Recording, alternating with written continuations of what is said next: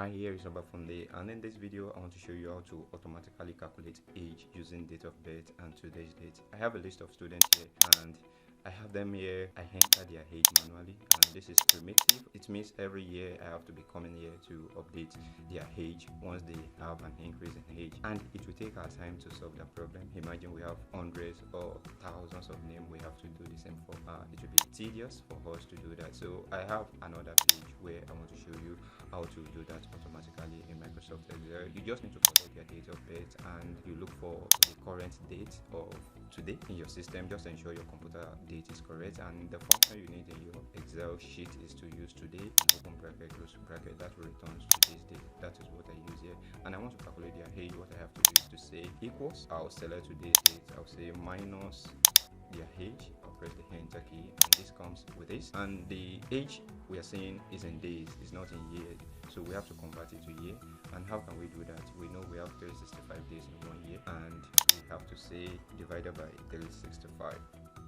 So if you have done that, you need to open a bracket so that you prioritize this operation first. That is, the subtraction must come before the division by 365. Press the enter key, and you see this is this person's age, 32.63. But we don't have such in age. It's not money and it's not a measurement, and we have to eliminate the 0.63 so that we have 32. And the simple way you can do that is just to use a function that is called an int, because we want integer, we don't want decimal, just the 32. The int function will help me eliminate the decimal places, and I've opened the bracket and I'll close the bracket here. So it's as simple as this.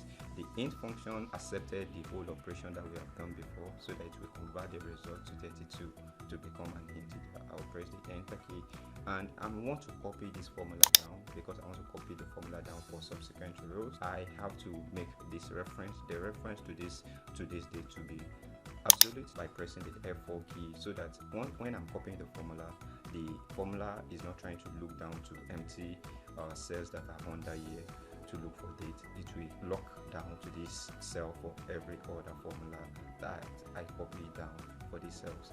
So I'll press the enter key and I'll double click, and this is the age of other people. If I have made a mistake for this person, instead of 2010 it's called to be 2001, and I change it here, I'll press the enter key. You can see the age will be automatically updated instead of coming here to do it myself manually every year.